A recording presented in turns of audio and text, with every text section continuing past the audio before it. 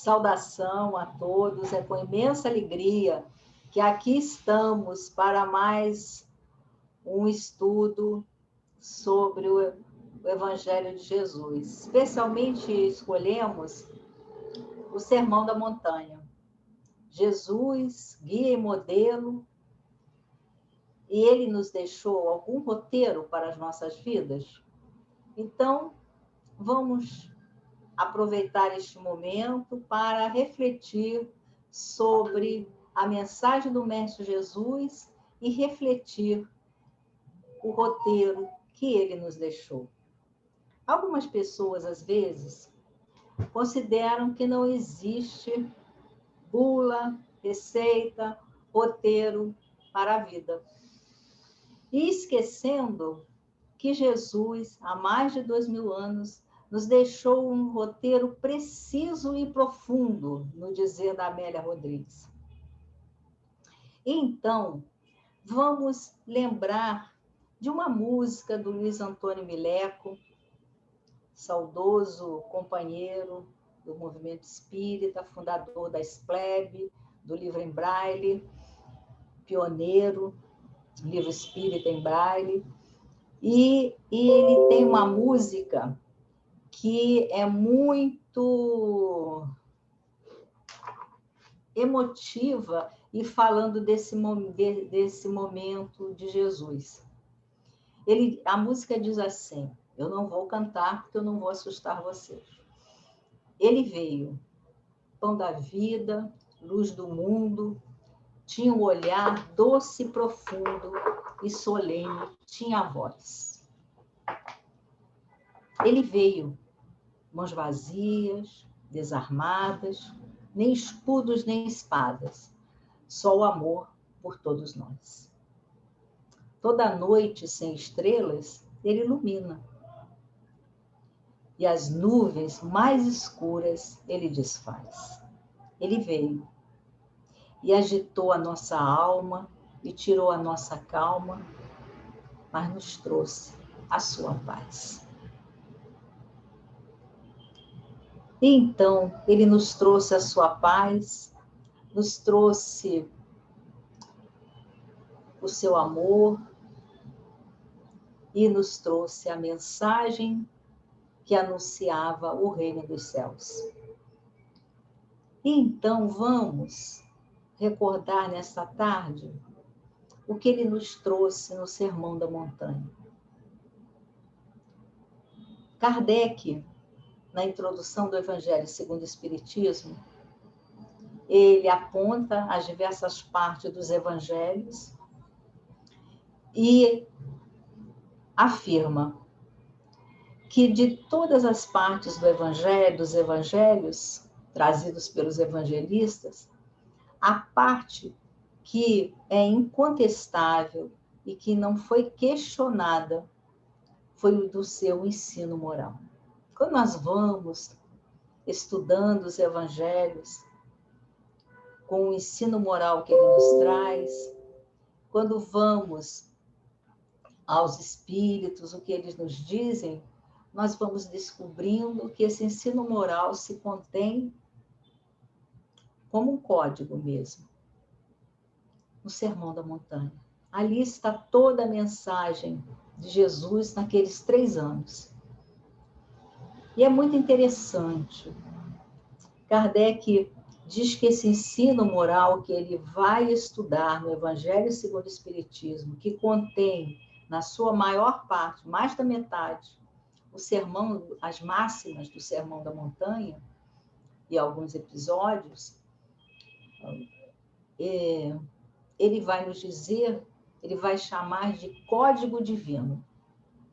O código divino. E é muito interessante que ele nos diz que era esse ensino moral, ele vinha para possibilitar a cada um a reforma de si mesmo. Ele fala em conduta. Então, vamos relembrar Em que momento o Sermão da Montanha se dá, segundo o relato de Mateus? Mateus diz que tudo o ministério de Jesus, o seu ensinamento começa quando ele sai de Nazaré, se dirige ao Jordão, em busca de João Batista, para que ali se cumprisse uma das profecias e ele se deixasse batizar por João Batista. João Batista era o precursor, é o precursor do Messias. Ele anunciava a vinda do Messias, clamando. E quando eles se encontram às margens do Jordão, João Batista diz a Jesus que não havia como ele batizar. Teria que ser o contrário. Jesus batizar João Batista. Mas Jesus diz que não, que é assim mesmo. João Batista deverá batizar, porque assim se cumpriria o que estava anunciado. E assim se faz. Após o batismo, Mateus volta ao relato quando no dia seguinte, segundo ele, João Batista está com os 2 discípulos dele, João e André. João, que depois será o João Evangelista, né, o discípulo amado, que ele se autodenominará no seu evangelho, e André, irmão de Pedro. João, irmão de Tiago, filhos de Zebedeu. E João e André, então, estão ali conversando com João Batista, e João Batista diz a eles, quando vê Jesus passando, eis ali o Cordeiro de Deus. Então ele dizia a eles que ele era aquele que ele anunciava. Então a sua missão estava encerrada praticamente e começava a tarefa de Jesus, a sua grande missão. E aí os dois seguidores de João Batista vão em busca de Jesus. Jesus está caminhando, os dois atrás, e ele percebe que tem alguém, né, o seguindo, e se vira. E pergunta-lhes, que buscais? Tem uma página do Emmanuel que tem esse título, a partir desse versículo de Mateus. Que buscais? E no que buscais, eles dizem, onde moras? Que era uma coisa bem material, né? E apanhados de surpresa. E Jesus, então, convida que eles o sigam. Eles vão trazer também os irmãos, Tiago e Pedro, e o relato prossegue dizendo que eles seguem Jesus, e Jesus vai pregando nas sinagogas e curando os enfermos. Esses episódios que eram anunciados de há muito, praticamente 5 séculos, os hebreus não recebiam nenhum profeta, nenhuma profecia, havia um silêncio, né, dos céus, mas eles esperavam o Messias. Mas que Messias era aquele? Seria esse o Messias?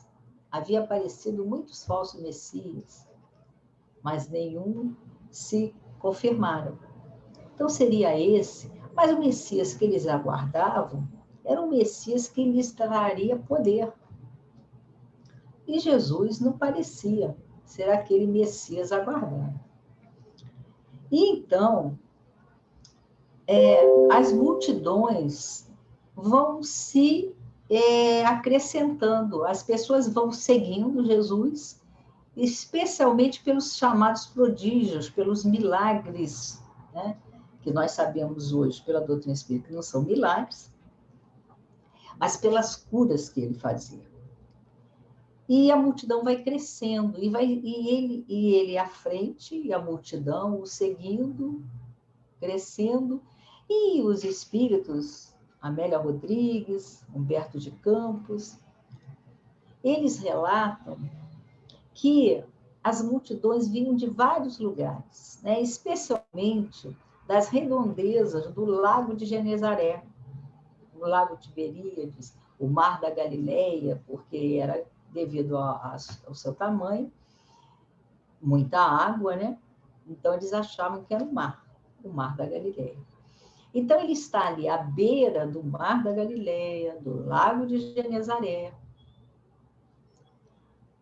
e ele se encaminha para o monte. Os estudiosos dizem que é o Monte Cornos de Atim, que tem cerca de 50 metros de altitude.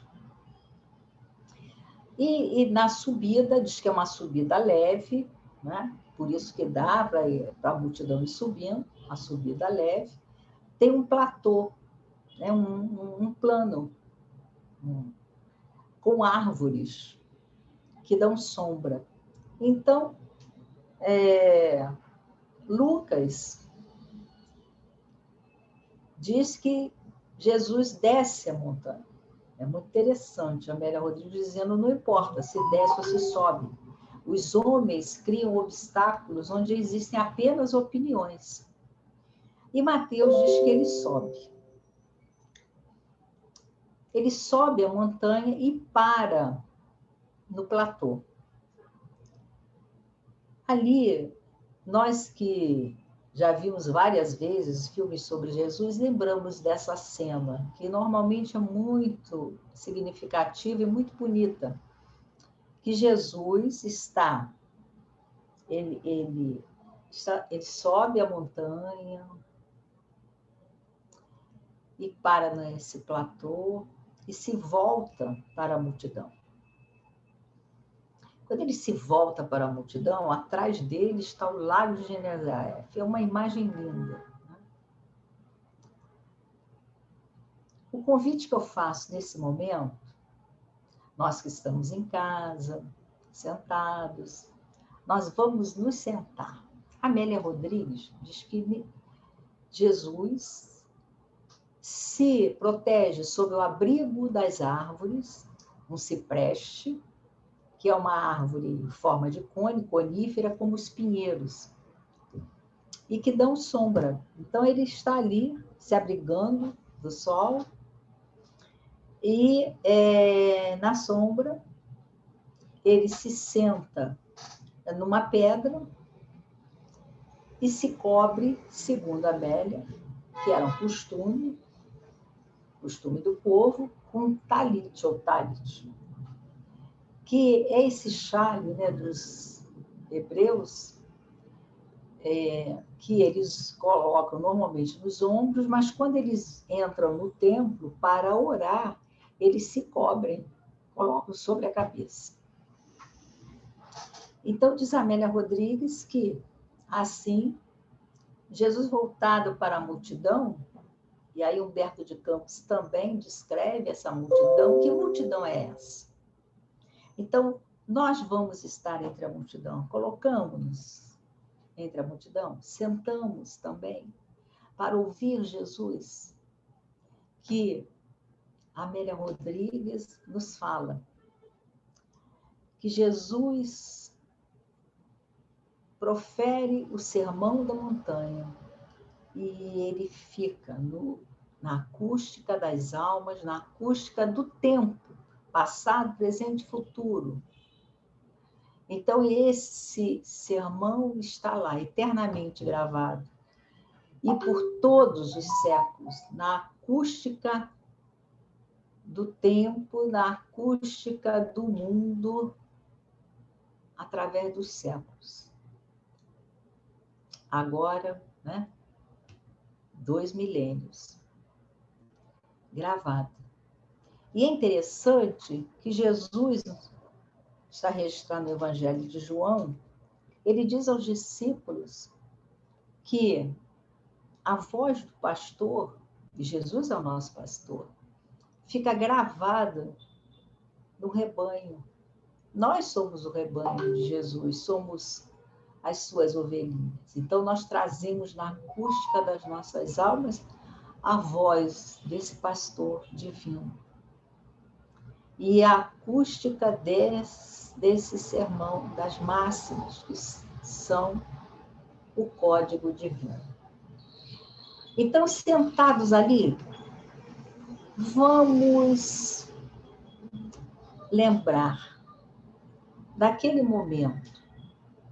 E Jesus se volta para a multidão. Quando ele se volta para a multidão, ele vê aquelas pessoas que estavam ali. Ele sente a angústia delas. Ele se identifica com aquela angústia.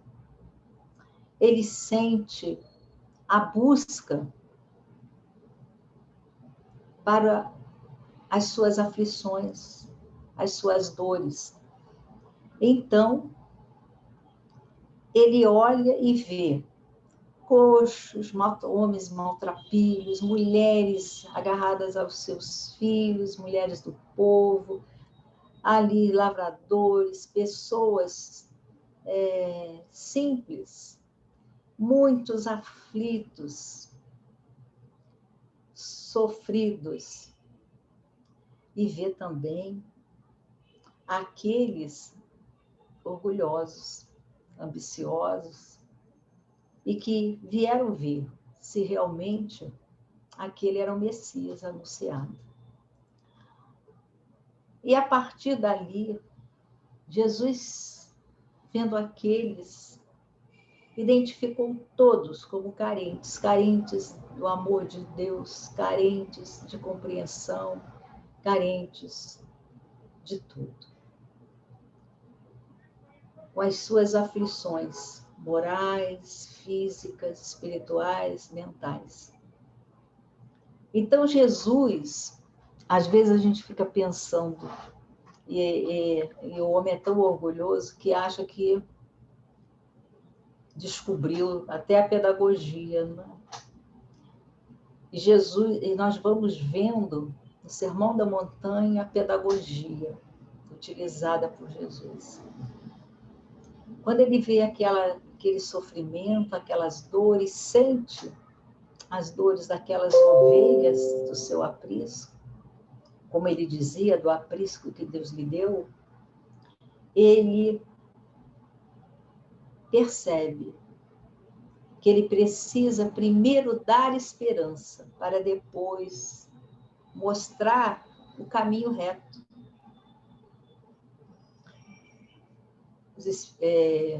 Emmanuel fala isso, que aquele momento, o Sermão da Montanha, era o anúncio do caminho reto a ser seguido pelo homem, por nós.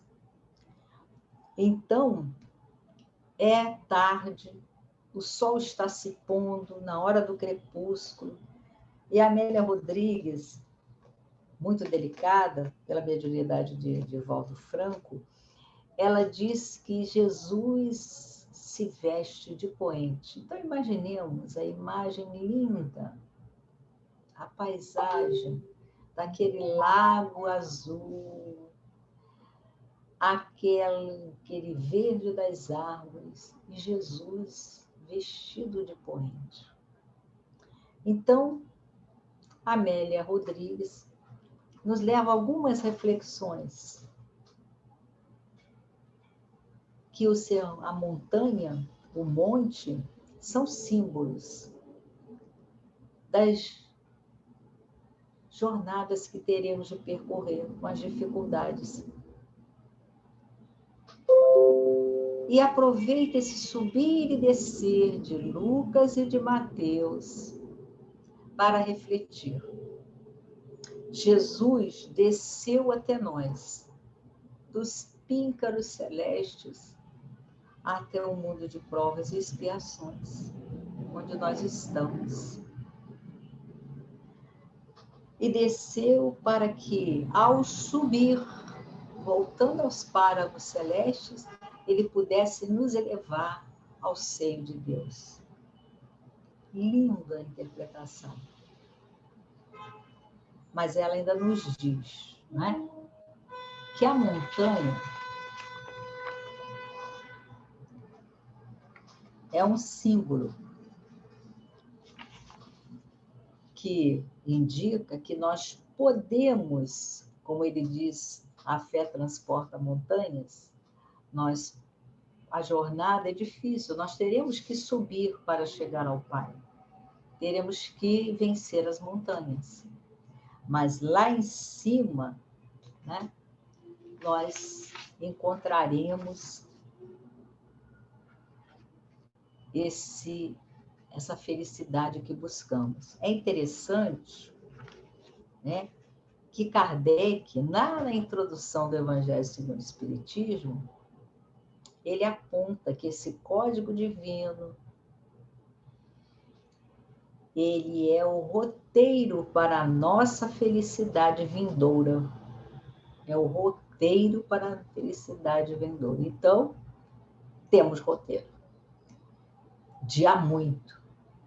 Mas temos dificuldade de colocar esse roteiro em nossas vidas. Verdade que estamos tentando e vamos prosseguir.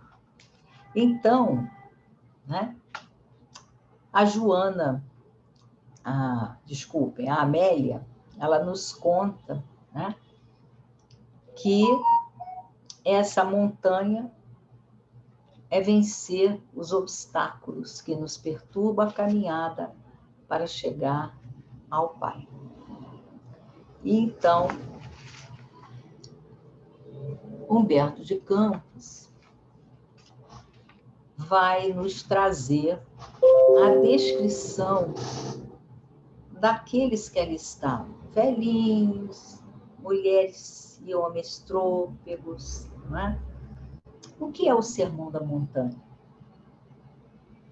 O Sermão da Montanha, para Gandhi, ele dizia que se destruíssem todas as bibliotecas, todos os livros do mundo, se permanecesse o Sermão da Montanha, nada se teria perdido. E Pastorino disse que nós teríamos que lê-lo de joelhos. Tal a beleza, a grandiosidade, a profundidade e o equilíbrio. Né? E repetindo Kardec, o Sermão da Montanha nos traz regra de proceder. Regra de proceder. Amélia Rodrigues caracteriza o sermão como a Magna Carta, ou Carta Magna. Ela chama também de Constituição Ideal. Então, ela vai nos lembrando que é um código de leis, e é o código de leis mais preciso e mais profundo. Ali estão todos os procedimentos que devemos ter. E Kardec, na introdução do Evangelho segundo o Espiritismo, afirma isso. São regras de proceder para a nossa vida e as relações sociais na vida privada e na vida pública. Então, nós temos aí um código que Jesus veio nos trazer. É um código de Deus, porque ele sempre disse que a mensagem que o Pai lhe passou para que ele nos transmitisse. E anuncia, então, né, as leis que ele trazia. E a Joana ainda nos chama a atenção que um código, normalmente, ele é muito técnico, muito seco, né? E muito duro, em geral. Como é que vai ser esse código, o sermão que Jesus nos traz? ele é suave. Por isso que ele dizia, né? Suave é o meu jugo, porque o jugo é esse roteiro, essas regras de bem viver, essas regras de proceder que nos o roteiro para a nossa felicidade. Então, existe sim a suavidade dos artigos e parágrafos no dizer de Amélia, que se confunde com a energia e grandeza do conteúdo.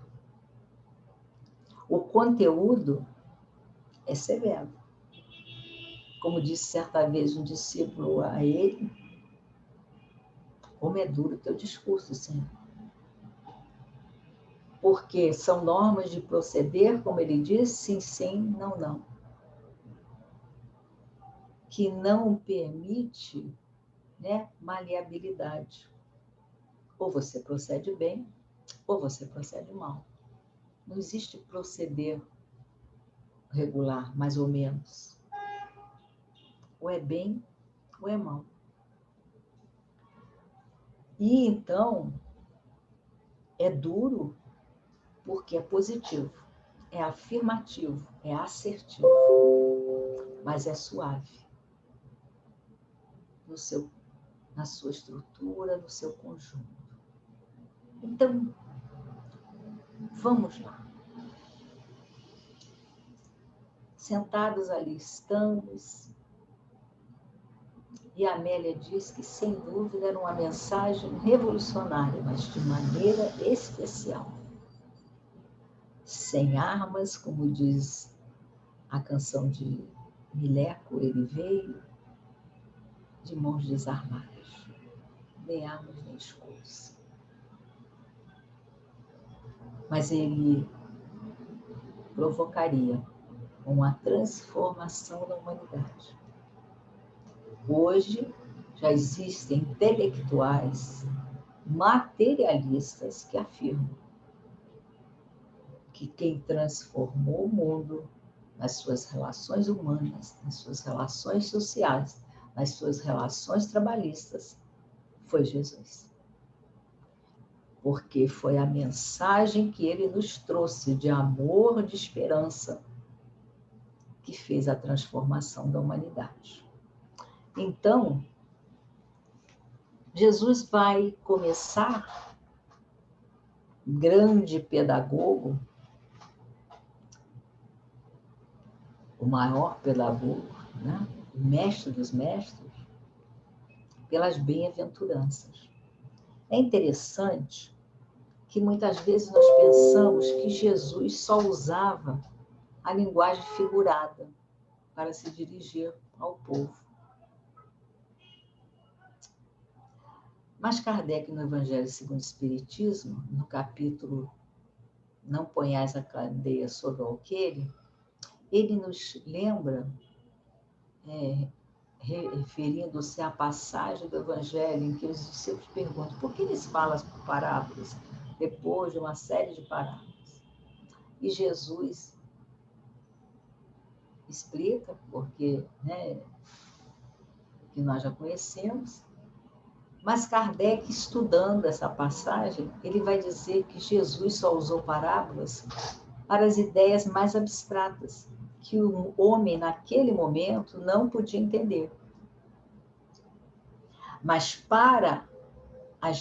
como regra de viver, como ação a fazer, Jesus não usou a linguagem figurada.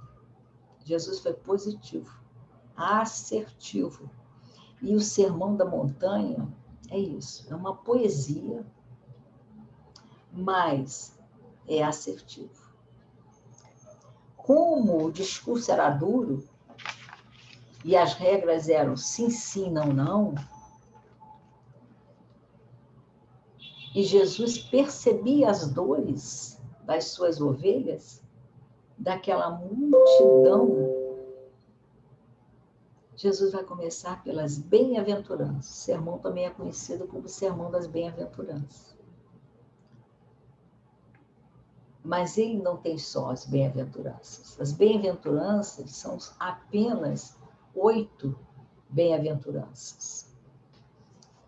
E São Início, Mateus registrou, ele fazia o registro, registrou o Sermão da Montanha nos capítulos 5º, 6º e 7º.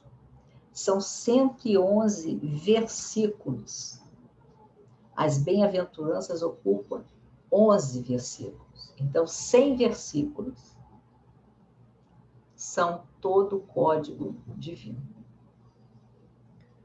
Emmanuel, no livro Religião dos Espíritos, ele traduz, em vez de bem-aventurados, ele traduz pela palavra felizes. Felizes os pobres de espírito, porque deles é o reino dos céus.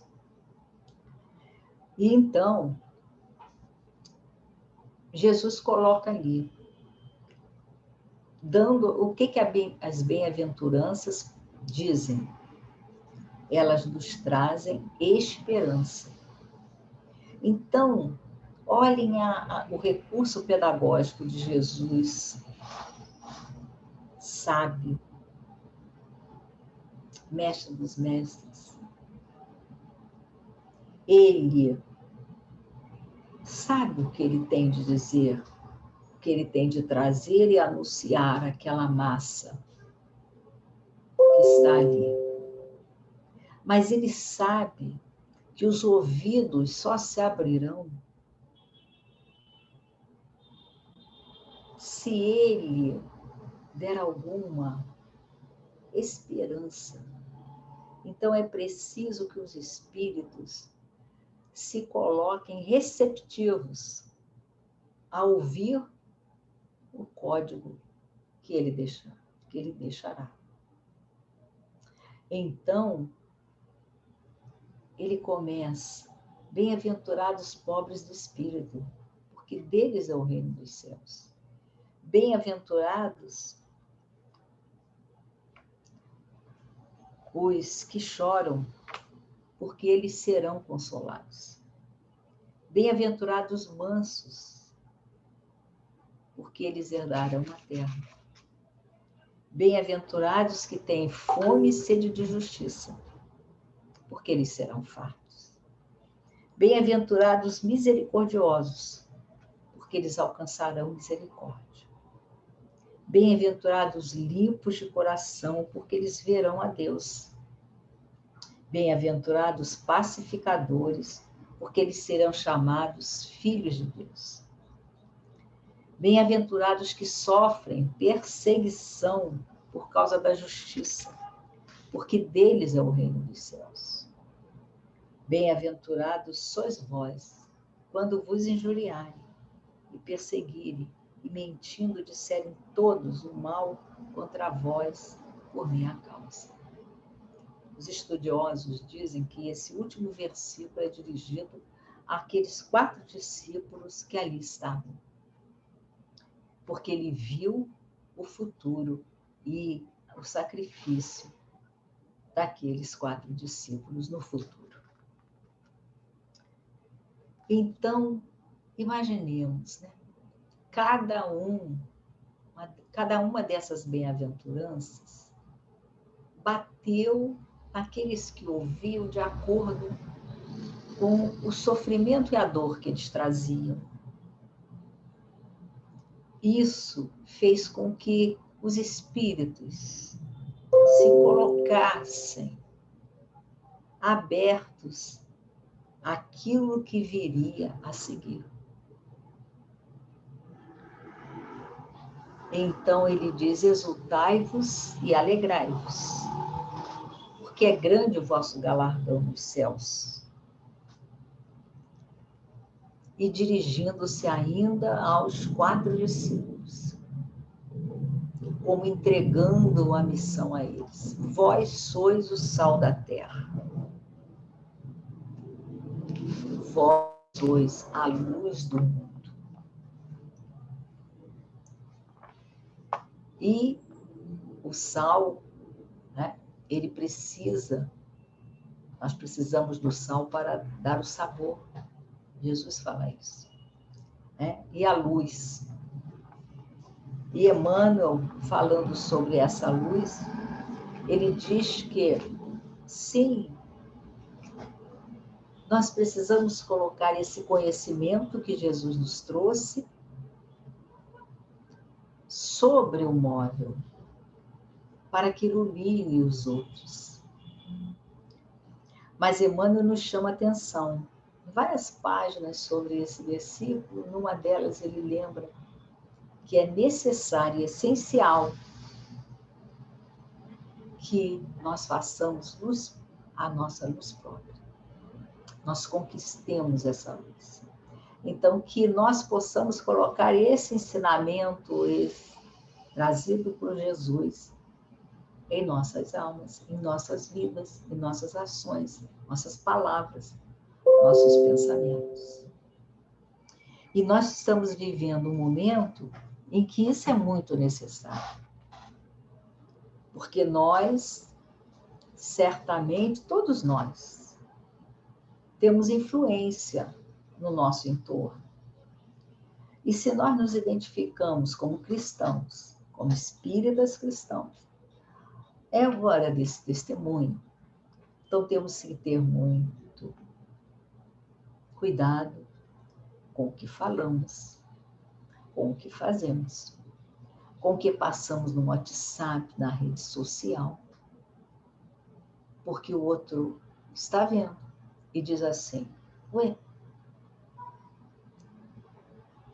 que brilha a vossa luz, que luz?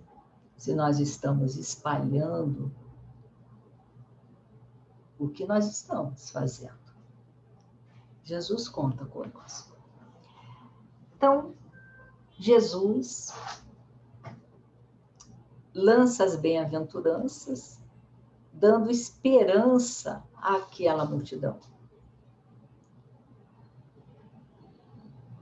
Foi um bálsamo para aquelas almas sofridas, como se fosse uma chuva de bênçãos sobre eles.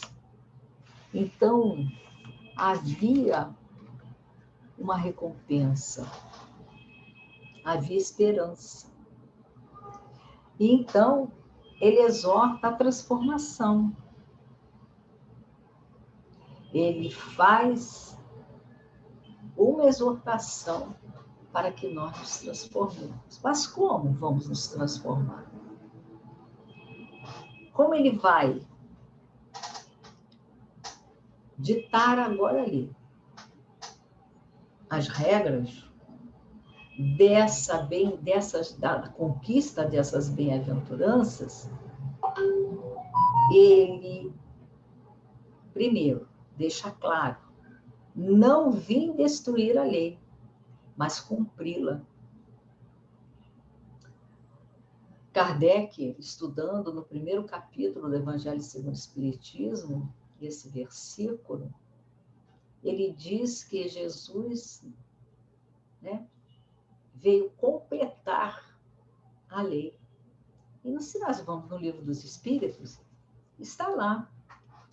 A humanidade não pôde receber toda a revelação de uma vez só, porque não estava preparado. O espírito evolui assim como o ser humano evolui. Infância, adolescência, vai amadurecendo, né? Vai ficando envelhecendo e obrigatoriamente deveria amadurecer, né? Sabiamente, e vai mudando a maneira de ver, o ponto de vista. Então, a humanidade, como espírito, né, o espírito também tem as idades. Tem o seu momento de madureza. Jesus e Deus, o Pai e Jesus, né, veio porque, naquele momento, Deus considerou que a humanidade estava pronta para ouvir a mensagem de Jesus. Porque Leon Denis nos relata que a mensagem era a mesma, trazida pelos enviados que vieram antes, aqueles que vieram antes de Jesus. Buda, Zaratustra, e deixaram os livros religiosos, né? O Zen de Avesta, o livro do Zaratustra, todos eles trazem os Vedas, eles trazem segundo Leon Denis, a mesma mensagem, que é a mensagem que Jesus veio trazer. Só que a mensagem trazida até ali, ela estava muito guardada. O Pastorino diz que é como se fosse um cofre mesmo, né? Guardada sobre o simbolismo, sobre uma linguagem alegórica. Agora Jesus vem e deixa muito claro o que fazer sem alegoria. Então ele deixa claro ali, não vim destruir a lei, eu vim cumpri-la, completá-la. Então, a cada tempo, uma revelação. Por isso, nós hoje temos a doutrina espírita abençoada, né? E deixa claro que a gente não pode atingir o estado de felicidade, do estado de espíritos felizes, espíritos puros, sem cumprir os mandamentos que ele nos deixou, não é? E aí, se ele veio dar prosseguimento à lei, que prosseguir é esse? Porque nós sabemos que ele foi um divisor do tempo, não é? Antes de Jesus, antes do Cristo, a era antes do Cristo e as eras depois de Cristo. E de tanta importância que ele significou para a humanidade. Então, ele, depois de afirmar que não veio revogar a lei de Deus, não veio revogar. Ele veio dar prosseguimento. Se ele veio dar prosseguimento, alguma coisa a acrescentar. Então ele diz, ouvistes, eu porém vos digo. Então ele vai dizendo, né? Ouvistes que foi dito, não matarás, mas qualquer que matar será réu. Eu porém vos digo que qualquer que se encolerizar com seu irmão será réu. Portanto, se trouxeres a tua oferta ao altar e lembrares de que teu irmão tem alguma coisa contra ti, deixa a tua oferta e vai reconciliar-te primeiro com teu irmão. E depois volta e apresenta a tua oferta. Concilia-te com teu adversário, enquanto estás a caminho com ele. Ouvistes que foi dito aos antigos, qualquer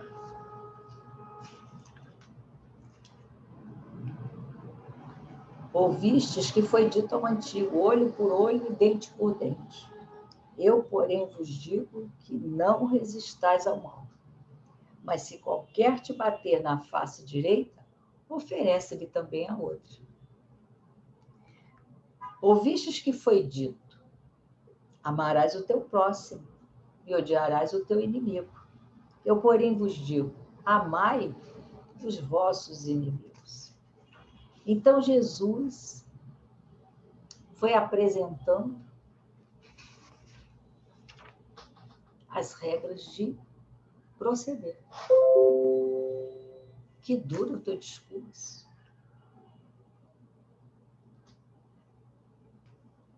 E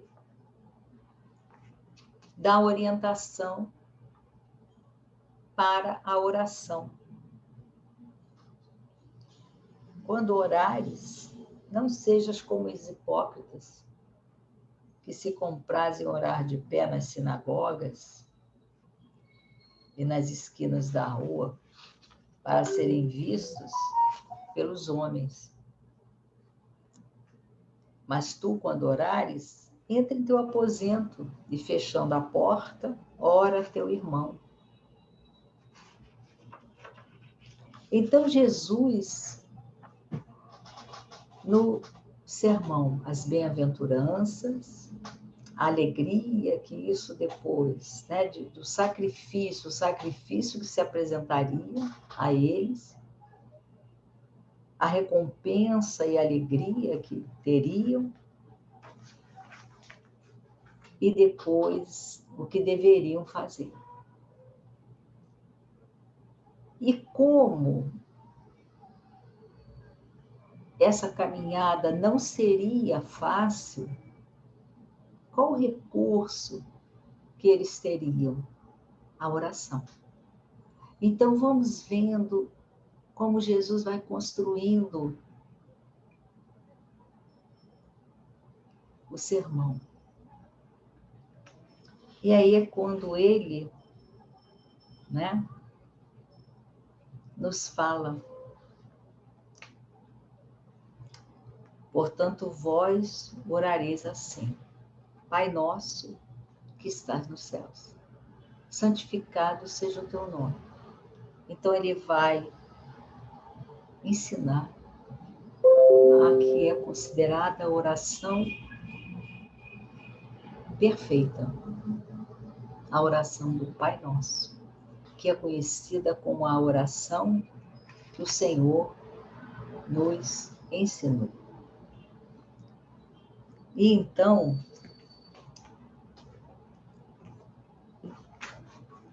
nós vamos relembrar algumas máximas pela Amélia Rodrigues, que ela nos faz isso, né? Ela diz: não cometeis adultério, nem escandalizeis, não jureis, não resistais ao mal, sede perfeitos, não ajunteis tesouros na terra. Ninguém pode servir a dois senhores. Olhai os lírios do campo e as aves do céu. Buscai primeiro o reino dos céus e sua justiça. Não julgueis, pedi e dar-se-vos-á. Buscai e encontrareis. Batei e abrir-se-vos-á. Entrai pela porta estreita, acautelai-vos contra os falsos profetas. E aí a Joana nos diz que a multidão o ouvia magnetizada, silenciosa. E faz parte do Sermão da Montanha uns versículos que eu acredito que vocês também, que eu acho emocionante, quando ele diz assim: olhai para as aves do céu, que nem semeiam, nem cegam, nem ajuntam, e vosso Pai Celestial as alimenta. Não tendes vós muito mais valor do que elas? E quanto ao vestuário, por que andais solícitos? Olhai para os lírios do campo, como eles crescem, não trabalham nem fiam. E eu vos digo que nem mesmo Salomão, em toda a sua glória, se vestiu como qualquer um deles. Pois se Deus assim veste a erva do campo, que hoje existe e amanhã é lançada no forno, não vos vestirá muito mais a vós, homens de pouca fé? Não andeis, pois, inquietos, dizendo que comeremos, que beberemos, ou de que nos vestiremos. Porque todas estas coisas, bem, o Pai Celestial bem sabe que necessitais. Mas buscai primeiro o reino dos céus e a sua justiça, e todas estas coisas vos serão acrescentadas. Não vos inquieteis, pois, pelo dia de amanhã, porque o dia de amanhã cuidará de si mesmo. Basta cada dia o seu mal. E então, a Joana, a Amélia Rodrigues, nos diz que ali estava gravada em nossas almas as regras que Jesus tinha nos deixado. A Carta Magna foi apresentada. As boas novas diz Amélia, foram cantadas aos ouvidos dos séculos. Nenhum cristão pode dizer que ignoram. E nenhum cristão pode, por ignorância, cultivar o mal. Porque nós sabemos, está em nossas almas. Eliseu Rigonati, no livro Evangelho dos Humildes, ele nos diz que Jesus veio estabelecer na Terra as bases definitivas em que as relações humanas, olha como isso é importante, e as instituições se apoiarão. Por isso, seus discípulos sofrerão perseguição, mas serão recompensados.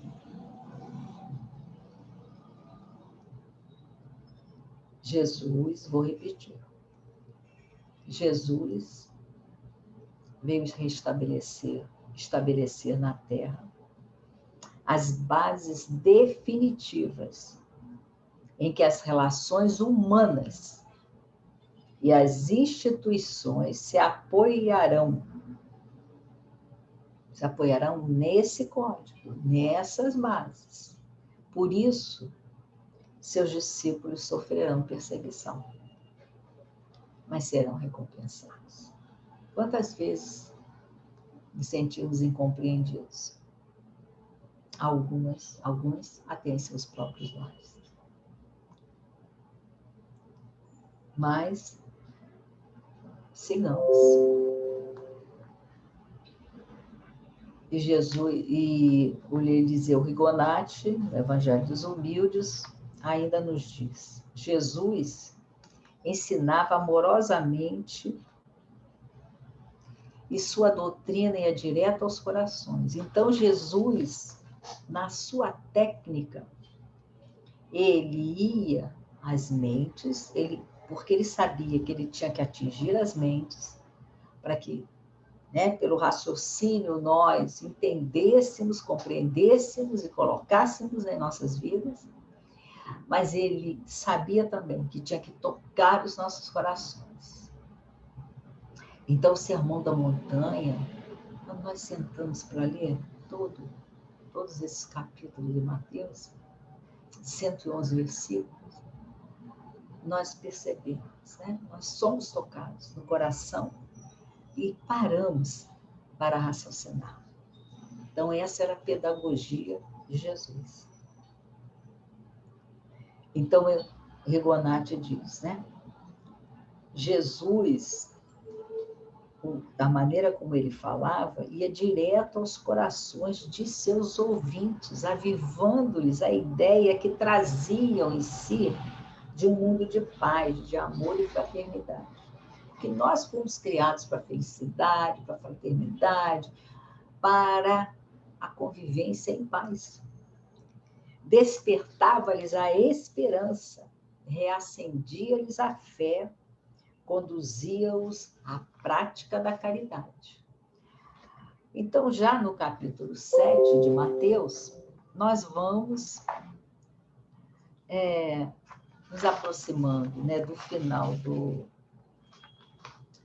do sermão, em que ele fala da porta estreita, e ele tem uma passagem que foi estudada por Kardec, em Evangelho segundo o Espiritismo, e tem uma passagem que é muito interessante nessa hora. Acautelai-vos dos falsos profetas, que vêm até vós vestidos como ovelhas, mas que interiormente são lobos devoradores. Nós temos visto muito falso profeta. Antes de passar para o WhatsApp, na rede social, nós temos que ver se aquela mensagem é verdadeira. Então, acautelemos-nos dos falsos profetas. Como é que nós vamos conhecer? Por seus frutos os conhecereis. Por toda árvore boa produz bons frutos, e toda árvore má produz frutos maus. A árvore boa não dá bons frutos, e a árvore má não dá bons frutos. Toda árvore que não dá bom fruto, corta-se e lança-se o fruto. Portanto, como conhecer os falsos profetas? Pelos frutos os conhecereis. E ele prossegue. Não é todo aquele que disser Senhor, Senhor, que entrará no reino dos céus, mas aquele que faz a vontade do meu Pai. O que é fazer a vontade do meu Pai? É viver todos esses ensinamentos que ele estava ali, deixando aquela multidão e deixando para a posteridade, deixando para a humanidade futura, para nós, né? E é interessante que eu deixo para reflexão para nós.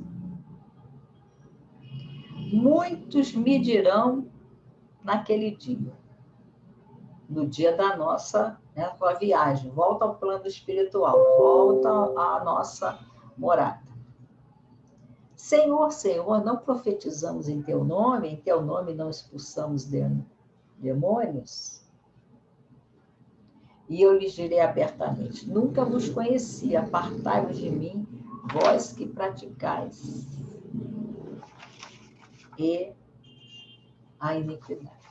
Então, o que ele nos diz, aquele que não faz a vontade do Pai, ele não reconhecerá. Todo aquele, pois, que escuta essas minhas palavras e as pratica, esse é o final do Sermão da Montanha.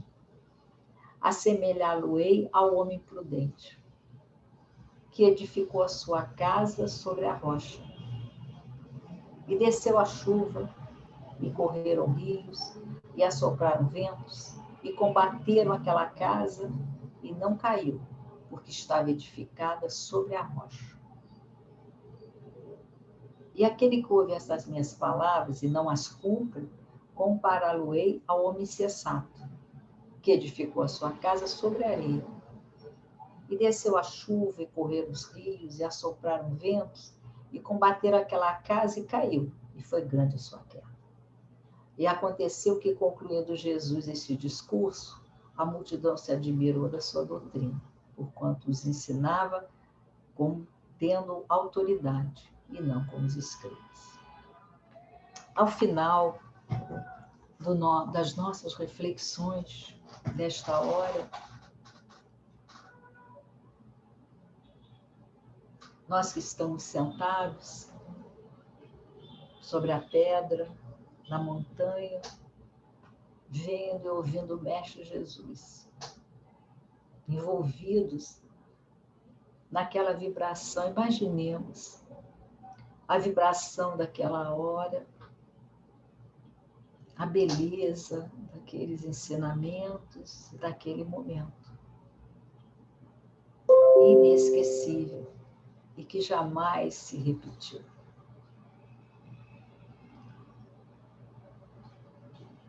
Jesus, guia e modelo, como está lá na 625 do Livro dos Espíritos, que Deus nos deu, veio até nós anunciar o reino dos céus e nos entregou o Sermão da Montanha, um código para o nosso comportamento. Mas como Kardec diz, um roteiro para a felicidade futura. Temos roteiro? Temos roteiro. Roteiro seguro, preciso, de uma grande beleza.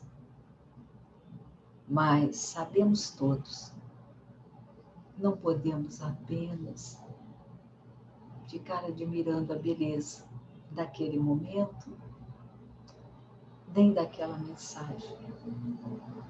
Temos de colocar em nossas vidas, para que um dia possamos, como Paulo, também dizer, não mais eu que vivo, mas o Cristo que vive em mim. Que sejamos aquele que construiu a sua casa sobre a rocha. A casa é o nosso espírito. A rocha são os ensinamentos que ele nos deixou. Que possamos atendendo ao convite de Jesus. Vinde a mim, todos vós aflitos e sobrecarregados, que eu vos aliviarei. Que possamos todos, atendendo a esse convite, fazer brilhar a nossa luz. Que essa luz que Emmanuel nos chama a atenção, que tem de começar de nós, fazermos luz em nós, iluminarmos a nós mesmos, para que possamos levar esses ensinamentos a aqueles que passarem por nós, aonde formos, onde estivermos.